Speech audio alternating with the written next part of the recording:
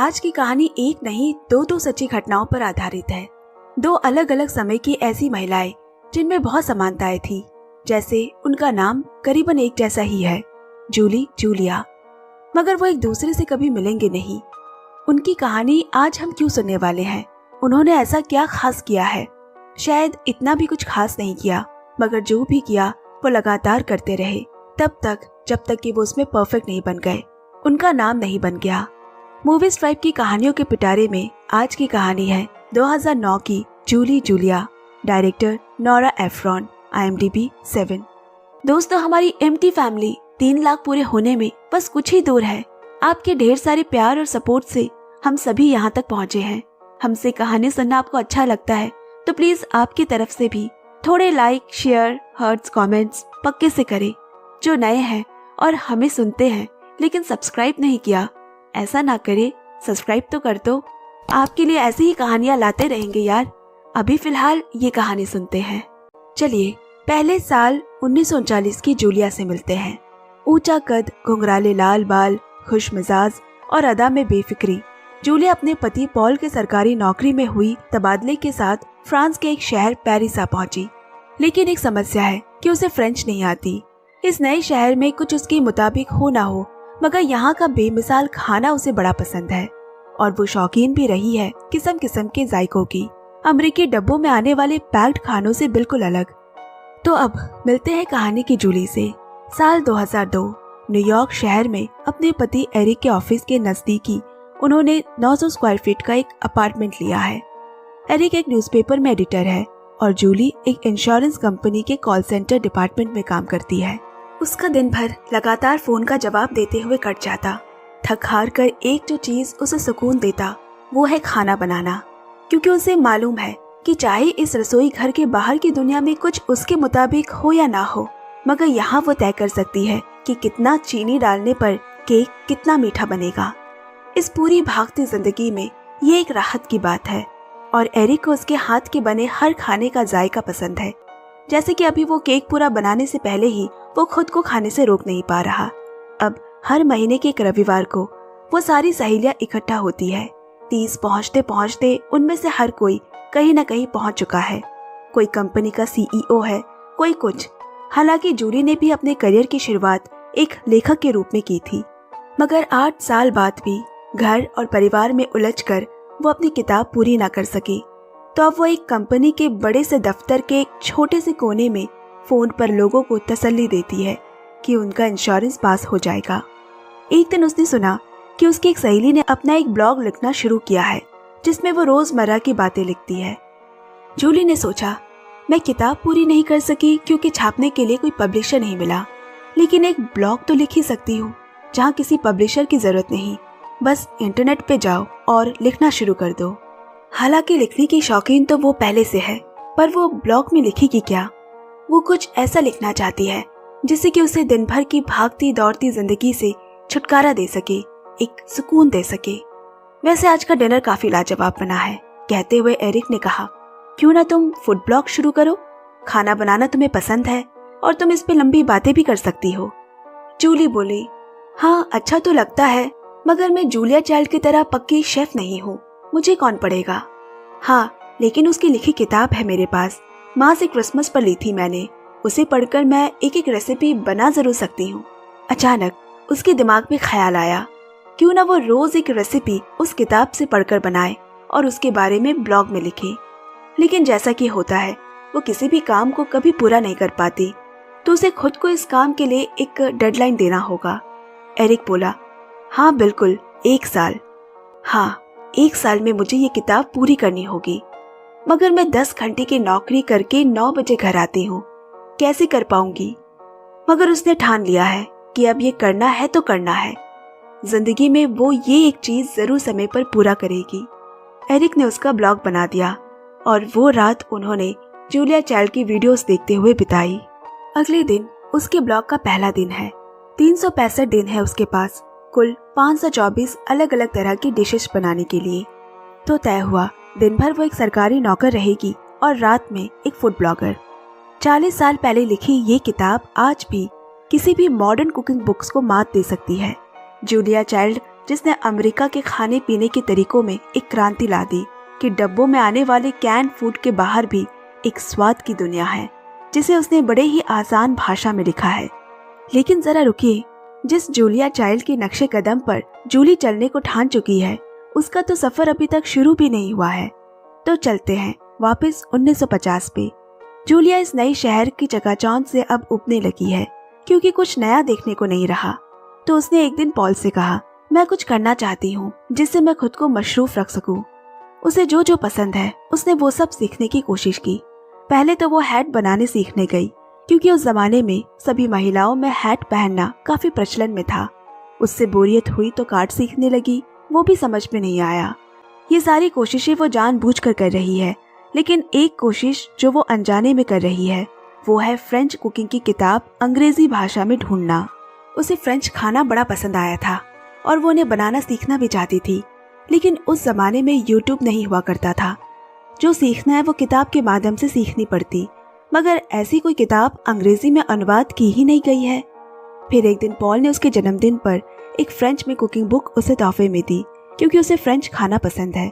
लेकिन दिक्कत ये हुई कि जूलिया अभी तक फ्रेंच सीख रही है, वो उसे पढ़ नहीं सकती, और शायद फ्रेंच सीखते सीखते पॉल का दोबारा कहीं तबादला ना हो जाए।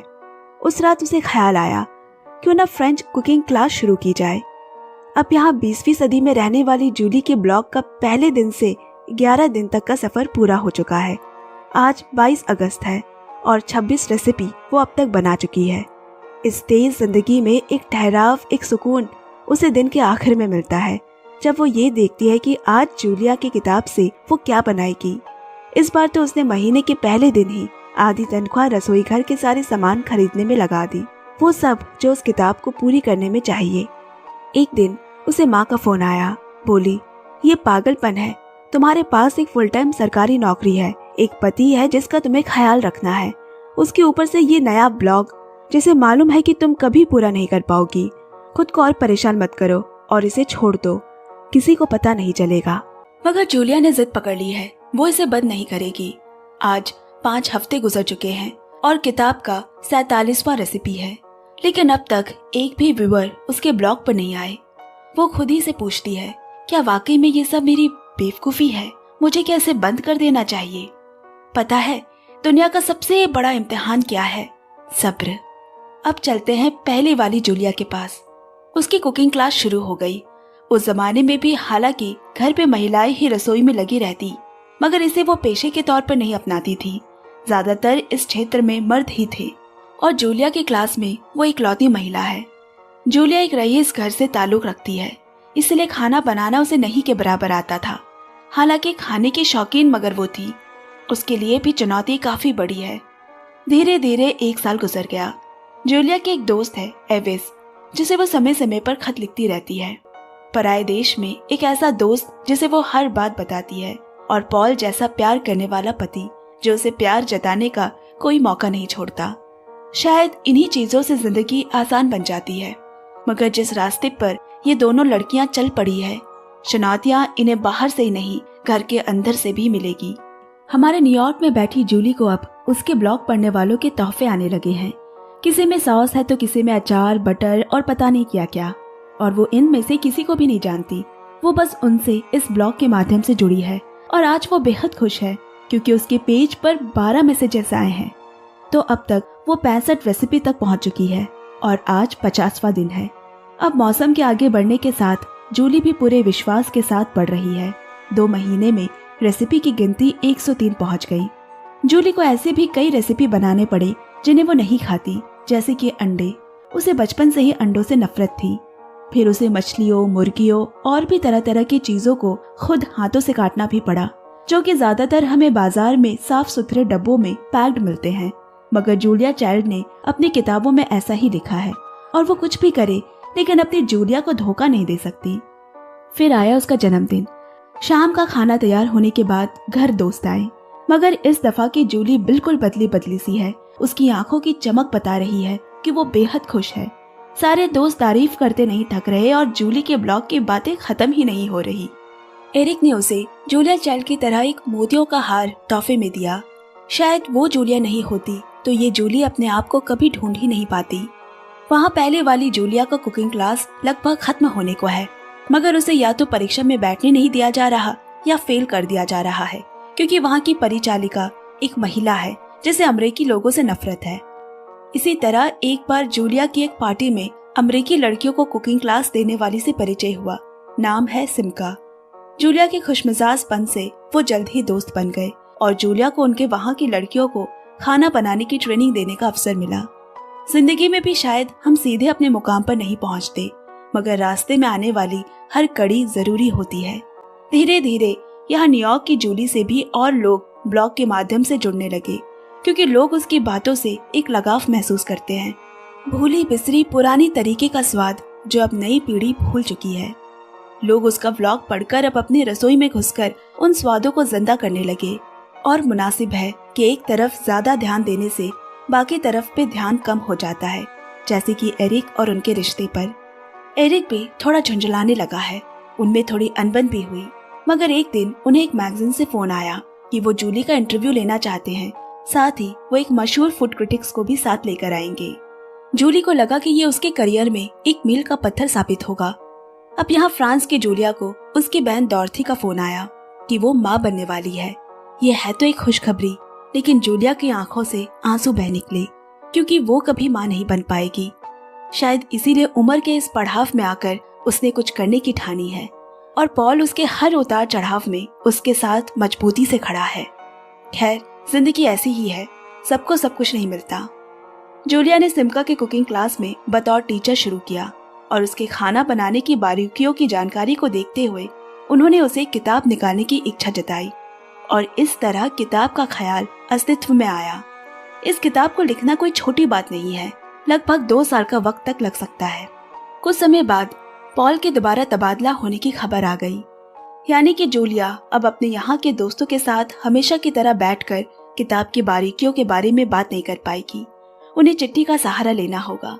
कैसे मुमकिन हो पाएगा सब कुछ? वहाँ न्यूयॉर्क की जूली को भी जिस न्यूज इंटरव्यू का इंतजार था, वो बारिश का बहाना देकर आए ही नहीं। जूली को इतना परेशान देख एरिक को गुस्सा आ गया और बोला, एक ब्लॉग ही तो है, तुम तो ऐसे पागल हो रही हो जैसे दुनिया खत्म होने वाली है। एरिक को समझ नहीं आ रहा कि अब जूली को एक मकसद मिल गया है, अब उसे इस नई जूली को भी अपनाना होगा। उनमें लड़ाई हो गई और एरिक ने घर छोड़कर एक होटल में कमरा ले लिया। अगले दिन ऑफिस में भी जूली के बॉस ने उसे ब्लॉग में ज्यादा और काम में कम ध्यान देने की वजह से डांट लगाई। शाम को घर लौटते हुए वो सोच रही है, मुझमें और जूलिया में कितना कुछ एक जैसा है। हम दोनों पति के साथ नए शहर आते हैं, अपनी रोज की जिंदगी से बोर होकर अपने लिए एक नया रास्ता ढूंढते हैं। दोनों को खाना बनाना बेहद पसंद है, मगर शायद मैं इतना भी उस जूलिया की तरह नहीं हूँ, क्योंकि वो जूलिया छोटी छोटी बातों से अपना आपा नहीं खोती, उसमें सब्र है और वो पॉल से बहुत प्यार करती है। शायद तभी उनकी शादी इतनी परफेक्ट है और मेरी नहीं। दोनों के बीच की उम्र का, दूरी का, हर तरफ से इतना फासला है। वो तो कभी मिले भी नहीं, फिर भी जूली को ऐसा लगता है कि वो उससे बातें करती है, उसकी मुश्किलों का हल ढूंढने में वो मदद करती है। रात में जब उसने एरिक के फोन पर एक मैसेज छोड़ा, वो भी रह नहीं पाता और वापस चला ही आता है। अब यहाँ जूलिया और सिमका किसी पब्लिशर से मिले गए हैं। उन्हें उनका काम तो पसंद आया, क्योंकि फ्रेंच कुकिंग पे कोई अंग्रेजी किताब कभी नहीं निकली है, लेकिन उनकी शिकायत है कि ये किताब 700 पन्नों की है, जो कि काफी लंबी है। कोई भी पब्लिशर एक नई लेखक पे इतना पैसा नहीं लगाएगी, इसे छोटा करना होगा, यानी कि जूलिया को फिर से उसकी किताब पर काम करना होगा। कुछ और समय गुजर गया। इस दौरान पॉल का तबादला जहाँ जहाँ होता रहा, जूलिया वहीं से काम करती, और आखिरकार उसने एक और बार अपनी पूरी किताब दोबारा लिख डाली। शायद इस बार इसे छापने में पब्लिशर को कोई दिक्कत ना आए। इधर न्यूयॉर्क की जूली को एक और न्यूज रिपोर्टर आज मिलने आने वाली है। खाने की टेबल पर जूली ने उसे बहुत सारी बातें बताई कि वो कैसे जूलिया चाइल्ड से प्रभावित है, हालांकि वो उनसे कभी व्यक्तिगत रूप से नहीं मिली है। किचन में खाना बनाते वक्त वो लगातार उनसे बातें करती है, जैसे वो वही हो। काश कि ये मुमकिन हो पाता। आज एरिक भी उसके जज्बातों को समझता है, वो अब उस पर झंझलाता नहीं है। अगले दिन के अखबार में जूली की तस्वीर के साथ एक आर्टिकल छपा है। उसे सुबह से लोगों की मुबारकबाद आ रहे हैं। वो बेहद खुश है, और घर आते ही लैंडलाइन फोन पे न्यूज एजेंसीज के मैसेजेस की जैसे बाढ़ आ गई हो। मगर इन सब के बीच जूली ने भी सीखा है कि कैसे अपने जज्बातों में बह नहीं जाना है। जो हो रहा है वो बहुत अच्छा है, लेकिन ये नहीं भी होता तो एरिक का साथ जरूर होता। उसने अपने रिश्ते को इस दफा अनदेखा नहीं किया। उन सारे आए मैसेजेस में एक मैसेज ऐसा भी था जिसमें किसी रिपोर्टर ने उसे ये बताया कि जूलिया चाइल्ड के 90वें जन्मदिन पर उन्हें बधाई देते हुए उनसे बात के दौरान हमें ये पता चला कि उन तक भी आपकी ब्लॉग की कहानियां पहुंच चुकी है और यकीन मानिए वो आपसे बहुत ज्यादा खुश नहीं है। क्या आप इस बारे में कोई टिप्पणी देना चाहेंगी? जूली ने फोन रख दिया। जूलिया चाइल्ड की तरफ से अपने बारे में ऐसा सुनकर उसका दिल बहुत दुखा। क्या वो उससे कभी नहीं मिल पाएगी? क्या उसे कभी पता नहीं चल पाएगा कि उनकी नाराजगी की वजह क्या है, या उसे मिटाने का मौका नहीं मिलेगा? अब वहाँ जूलिया चाइल्ड की किताब छापने से एक बार फिर पब्लिशर ने मना कर दिया। 8 साल की मेहनत मानो एक झटके में खत्म हो गई हो। पॉल ने उसे हिम्मत बंधाई और कहा, तुम एक लाजवाब दोस्त, पत्नी और एक टीचर हो। तुम पहले से बहुत खास हो। हम आगे भी इसे छापने की अपनी कोशिश जारी रखेंगे। हम जिस चीज के लिए पूरे मन से कोशिश करते हैं उसके लिए हमें मदद कहीं न कहीं से मिल ही जाती है। जूलिया को बिना बताए उसके दोस्त एविस ने उसकी किताब एक पब्लिशर को भेज दी और उन्हें वो किताब इतनी अच्छी लगी कि उसने उसे पढ़कर 2-4 रेसिपी भी बनाने की कोशिश की। सच में वो इतने आसान और मजेदार भाषा में है कि कोई भी इसे सीख सकता है।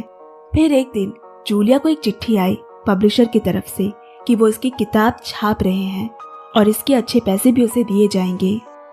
आखिरकार जूलिया की लगभग 1 दशक की मेहनत रंग लाई। अब उसे एक पहचान की मोहर मिल गई है। आज न्यूयॉर्क में जूली का भी 1 साल खत्म होने का आखिरी दिन है और आखिरी रेसिपी अभी बाकी है। वो अपने ब्लॉग में लिखती है, आज 1 साल के सफर का अंत हो रहा है। मुझे खुशी भी है और इसके खत्म होने का दुख भी। जूलिया ने मुझे सिर्फ एक अच्छा कुक ही नहीं, एक अच्छा इंसान भी होना सिखाया। मैंने सीखा मुश्किल वक्त में परिवार कितना अहम होता है। कैसे घर, परिवार, दफ्तर संभालते हुए मुझे एक नई जूलिया मिल गई और अगर हिम्मत करके ठान लिया जाए तो कुछ भी नामुमकिन नहीं। जूली ने अपने 1 साल में 524 रेसिपी बनाने का इरादा पूरा किया और अपने लिए नए सपने खोज निकाले। आखिर में वो जूलिया चाइल्ड के 90वें जन्मदिन पर लगे एग्जीबिशन में गई, जहां उसने अपनी प्रेरणा को एक और बार फिर से जिया। कई तस्वीरें ली। ये शायद उनका एक तरफा प्यार ही रहेगा। जूलिया चाइल्ड की स्वीकृति उसे नहीं मिली, मगर इससे उसे अब कोई फर्क नहीं पड़ता, क्योंकि जिस जूलिया की छवि उसके मन में है वही उसके लिए मायने रखती है। तो दोस्तों, मुझे उन दोनों की कहानी से यही सीखने को मिला कि अपने भागती जिंदगी में, इस 70-75 साल की लंबी जिंदगी में खुद के सपनों को एक मौका जरूर दे। ये आपका हक भी है और जिम्मेदारी भी। याद रखें, जो सपने फ्रांस की जूलिया 45 साल में और न्यूयॉर्क की जूली एक भागती दौड़ती थका देने वाली जिंदगी में पूरा कर सकती है, तो यकीनन हम भी कर सकते हैं। इसी के साथ मैं ये खूबसूरत कहानी जो हमें कुछ सिखा जाती है यही समाप्त करती हूँ। धन्यवाद। कहानी अगर आपको पसंद आए तो लाइक, शेयर, कमेंट पक्के से करें। सुनते रहिए, सुनाते रहिए। Movie stripe. Love you, take care and bye bye.